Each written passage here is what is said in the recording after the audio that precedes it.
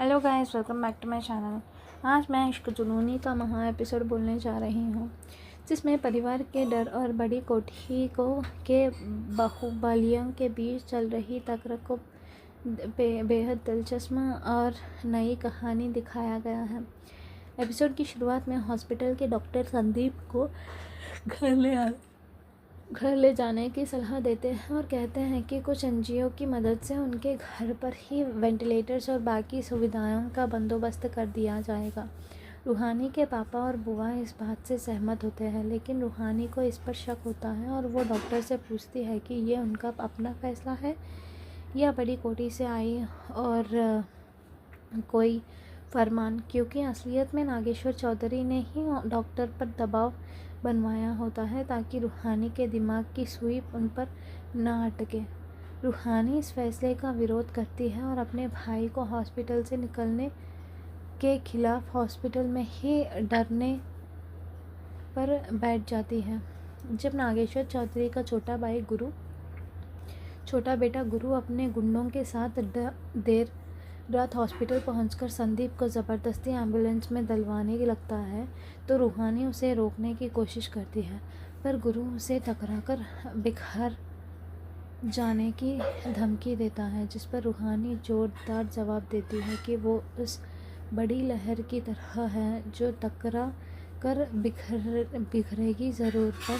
दोबारा और बड़ी बनकर वापस आएगी। उधर परिवार में छुपे एक शख्स त्रिपुरारी और उनकी पत्नी ललिता अपनी एक अलग साजिश चलाते हैं, जहां त्रिपुरारी एक तरफ गुरु के साथ दे रहा होता है और दूसरी तरफ नागेश्वर की सुल्तानत को ख़त्म करने के लिए चुपके से रूहानी के घर के बाहर एक पेन ड्राइव रखवा देता है, जिसमें मेडिकल एंट्रेंस पेपर्स लीक और संदीप पर गोली चलाने के सारे असली सबूत होते हैं। रूहानी को जब ये पेन ड्राइव मिलती है तो उसके पापा डर के मारे उसे आगे न बढ़ने की सलाह देता है, पर रूहानी नहीं मानती और पूरे सिस्टम के खिलाफ जाकर सीधे स्टेट हाई कोर्ट के चीफ जस्टिस को सारे सबूतों के साथ मेल भेज देती है। ये सुनकर नागेश्वर चौधरी की कोठी में हलचल मच जाती है और उनका लॉयर बताते हैं कि गुरु की अग्रिम जमानत रद्द हो गई है और पुलिस उसे अरेस्ट करने आ रहे हैं। रूहानी खुद पुलिस को लेकर बड़ी कोठी पहुंचती है, जहां गुरु गुस्से में उसके गोली चलाने लगता है, लेकिन उसकी मां उसे रोक लेती है और रूहानी से कहती है कि उसके बेटे से गलती हुई है, पर वो उस गुनहगार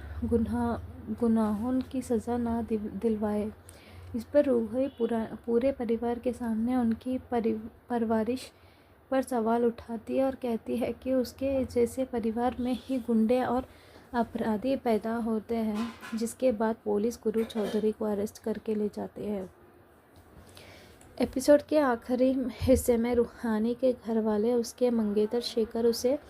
इस सबसे दूर करने और लड़ाई रोकने के लिए जल्दबाजी में शादी की तैयारी करते हैं, लेकिन रूहानी को समझ आ जाता है कि शेखर सिर्फ अपने करियर और वीज़ा की परवाह करता है और उसके दुख में उसके साथ खड़ा नहीं हो सकता। रूहानी गुस्से में शेखर के साथ अपना हर रिश्ता हमेशा के लिए ख़त्म कर देती है और कहती है कि जब तक उसके भाई को इंसाफ नहीं मिल जाता, उन्हें ये जुनूनी लड़ाई अकेले ही चलती रहेंगी।